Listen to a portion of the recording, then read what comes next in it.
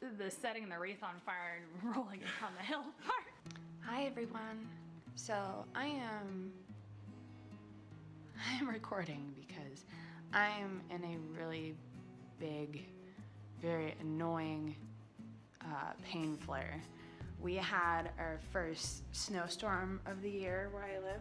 Pretty much if you have any kind of pain problem, it gets worse when the weather changes.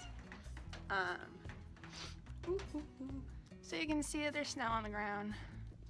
I'm too dumb to actually wear shoes. I absolutely love the snow. I love winter, I love rain, I love everything other than summer, but it doesn't necessarily like me back. It's really great for my NCS because, Kitty, why? I don't want to chase you. Come back. Come on. Apparently he's not gonna come on. About a year ago, I was diagnosed with fibromyalgia, but since all of the latest about my CSF leak and my unknown EDS and all that stuff, I'm beginning to wonder if it is fibromyalgia or if it's the flavor of EDS. Either way, it causes muscle pain and joint pain, and so pretty much every muscle in my body hurts. And I feel absolutely exhausted, and my shoulders are popping, and my hips are popping, and my knees are popping, and I overall just feel like a 90-year-old woman. I have a friend's miss that I'm hosting tomorrow, so I'm gonna have to find the motivation and the energy to actually get stuff done. So I'm just going to load up on my fluids so that my NCS isn't an issue, and go from there. Come back! Why do you have to be so difficult? What you doing? Oh, you are crazy. Come here, my baby. You digging in the snow? Oh, big stretch. You could not get dirtier if you tried, but I'm sure you'll try.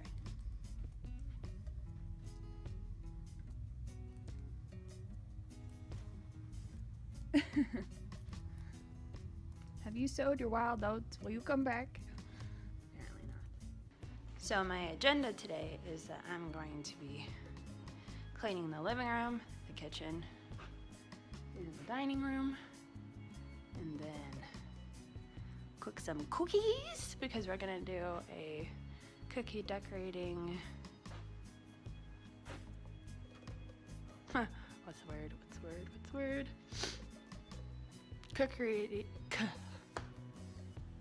Cookie decorating competition. I can talk.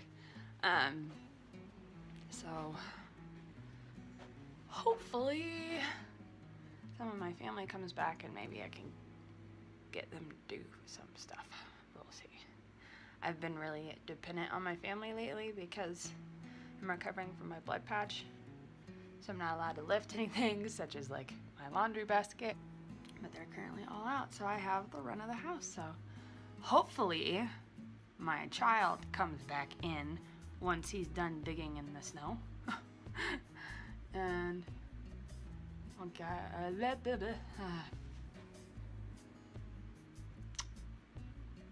the brain fog's bad today. Talking is bad today. Since my pain is higher today, my NCS is not so great, so I'm kind of feeling out of breath. And then I'm wearing my back brace because it helps. Ooh, I wasn't supposed to do that. It helps me as far as not doing something I'm not supposed to, as far as letting the blood patch heal. So no twisting, no bending, no all of that. So I've been pretty bad about that lately, so I'm gonna be super good about it. So I'm not making my situation worse by being stubborn. So I'm going to trick my brain into thinking I have to be productive by putting on some makeup, and then we're gonna start cleaning.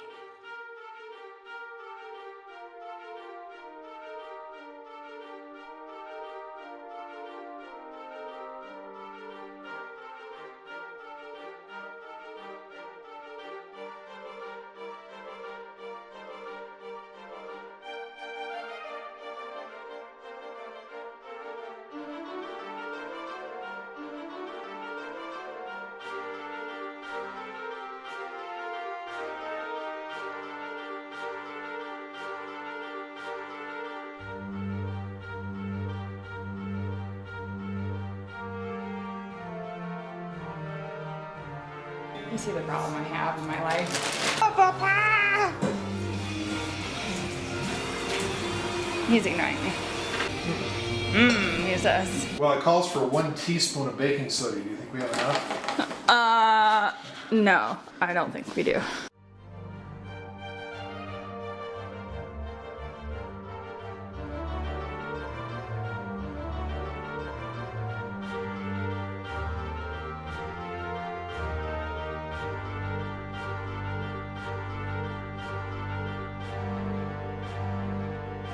So, Christmas wreaths, their origin is believed to be from something that the Nordic peoples called the sun wheel. And again, lots of ritual and pagan rituals and things like that, but the upshot of it is they go and they get themselves either a wagon wheel or some purpose-built wheel-like thing to get to the top of a hill, set it on fire, roll the burning wheel down the hill in an effort to, you know, the wheel of time kind of thing to get the spring to roll around later on. And so that's what they did, was roll burning objects down the hill. And the You think I'd get arrested for that? the burning wheel down the hill morphed itself into the Christmas wreath decorated with sparkling ornaments. So that is that. So the wreath is like the very kiddie kindergartner version of the flaming burning wheel down the hill. Yes, that's the reduced version of the sun. Oh my God. Santa Claus, right? So here in the United States we have Santa Claus, and actually around the world. But Santa Claus as a modern institution didn't actually show up until the early 19th century. Because before then, Santa Claus was something known as Sinterklaas, out of Denmark, I believe. Sinterklaas had a morph of the previous version, one of the previous versions, known as Saint Nicholas, who was brought to the pagans by the Christians in the 5th century. It was Saint Nicholas, then Sinterklaas, then came to the United States and became Santa Claus. But before Saint Nicholas, because Saint Nicholas replaced the existing pagan, before that, the pagan god that he replaced was known as Odin. So therefore, Santa Claus is Odin. Christmas is a pagan, a Norse pagan midwinter festival known as Yule. That's the Nordic word for midwinter. And the Christians came along and hijacked it all and turned it into the Christian holiday. I'd rather burn things than throw them down the hill. Dad says, moral of the story, put more Viking in Christmas. So I need to make sugar cookies for my friend's miss, but we are out of sugar. So I'm going to put my tights on, change my outfit, and then go to the grocery store.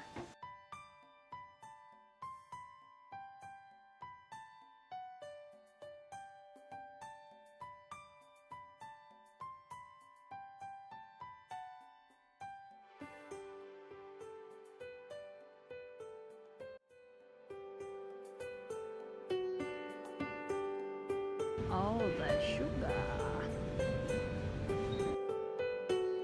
So I'm in the gluten-free aisle of Rayleigh's, which I really, really love because they have tons and tons of varieties. And I'm really hoping I don't have to make the sugar cookies from scratch, but I may have to. I'm not sure why I thought getting a hand basket was a good idea, but it wasn't. I forgot that whole must only lift 10 pounds or less rule. So I'm pretty sure I've hit that 10-pound mark, so apparently it is time to go. Okay, back in the car, about to go home. I really don't know why I thought that I could use a hand basket, but one of my fatal flaws is that I am not always very patient.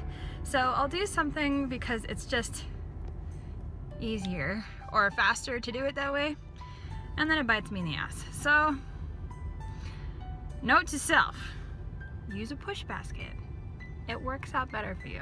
Those look so dang good. And they're nice and thick and squishy. Not bad for gluten-free ginger snaps. Well, my mission is accomplished. I had a lot of help from my dad, so that worked. And we've got cookies for days and days and days. The gluten-free ones turned out good.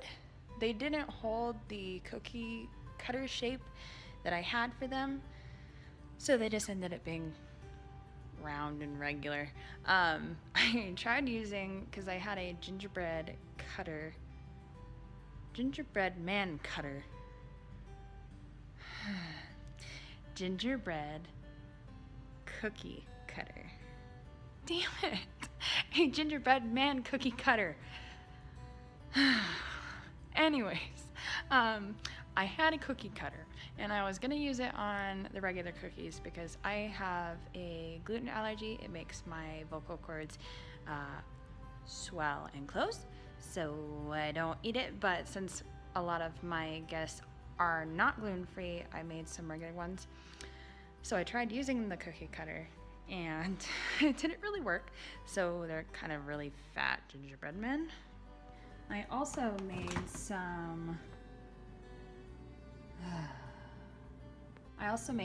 twice baked potatoes, which look like that. And they look glorious. They took forever, but it was really fun. So we all know that the holidays are beyond crazy, and especially if you have any kind of chronic illness or any kind of pain disorder, they can also be really taxing on you. So today was one of those days for me where I had a lot of stuff I needed to get done and not enough energy or patience to do it. Because my NCS is not as good as it usually is, the spoons that I was looking for were not there today. And that meant I was more fatigued, everything costed me more energy, everything seemed to require more air. My tips as far as kind of being able to get through the holidays is this.